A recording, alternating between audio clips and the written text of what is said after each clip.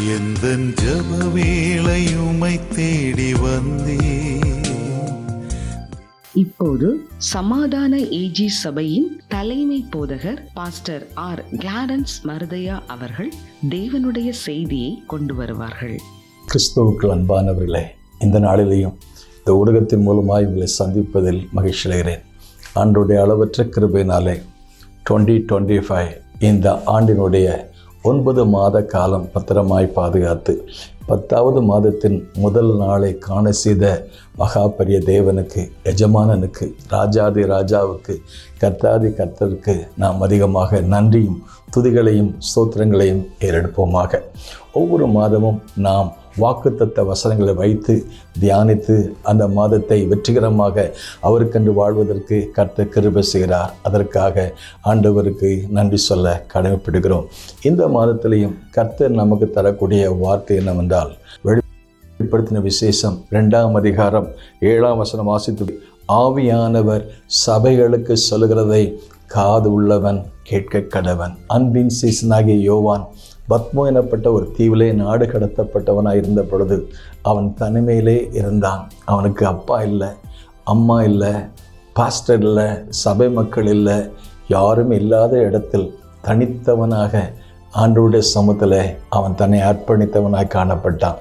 எதற்காக அந்த பத்மோ தீவிற்கு போனான் என்றால், தேவனுக்காக வாழ்ந்ததினால், தேவனுடைய சுவிசேஷத்தை பிரசங்கித்ததினால், தேவனுக்காக சாட்சியாக இருந்ததினால் அன்றைக்கு இருந்த அரசாங்கம் அவனை நாடு கடத்தியது. ஆகவே அப்படிப்பட்ட சூழ்நிலை மேலே வனாந்தரமான பகுதி, யாரும் இல்லாத இடத்துல தனிமையாக இருந்த பொழுது அழகாக வேதம் சொல்கிறது, நான் கர்த்தருடைய நாளில் நான் ஆவிக்குள்ளானேன். அருமையானவர்களே, அன்பின் சீசனாகி யோவான் அவன் நாடு கடத்தப்பட்ட பொழுது தனிமையில் இருந்த பொழுது உதவும் கரங்கள் இல்லை, அவனை அரவணைக்கும் கரங்கள் இல்லை, ஆசிர்வதிக்கும் கரங்கள் இல்லை, ஆற்றுவதற்கு தேற்றுவதற்கு கரங்கள் இல்லை.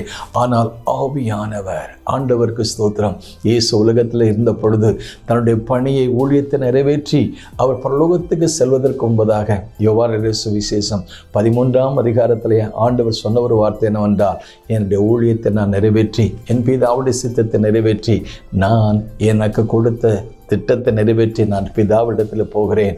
நான் போனாலும் உங்களோடு என்றென்றைக்கும் இருக்கும்படிக்கு அவர் பரிசுத்த ஆவியானவரை கட்டளையிடுவார் என்று சொல்லி 13ஆம் அதிகாரம் 14ஆம் அதிகாரம் 15 16 அதிகாரங்களை நீங்கள் வாசித்து பார்க்கும் பொழுது அந்த ஆவியானவரை பற்றி சொல்வதை பற்றி வாசித்து பார்க்கிறோம். இயேசுவானவர் அவர் எடுத்துக்கொள்ளப்படுவதற்கு முன்பதாக சீசர்களுக்கு சொன்ன வார்த்தை என்னவென்றால், நான் உங்களை விட்டு போனாலும் உங்களோடு என்றென்றைக்கும் இருக்கும்படி. அருமையான தேவனுடைய பிள்ளைகளே, இந்த ஆண்டினுடைய 9 மாத காலம் நம்மை நடத்தி வந்த ஆண்டவர் இந்த 10வது மாதத்திலும் நம்பர் 1 அவர் என்னோடு கூட இருக்கிறார். 2வதாக இந்த ஆவியானவரை பற்றி 14ஆம் அதிகாரம் யோவானிலே வாசித்து பார்க்கும் பொழுது பேராக்ரிட்டோஸ் என்கிற வார்த்தை பயன்படுத்தப்படுகிறது. பேராக்ரிட்டோஸ் என்றால் அவர் நல்ல நண்பராக, ஒரு கைடாக இருக்கிறதாக. கைடு என்றால் நம்மை நடத்துகிறவர்.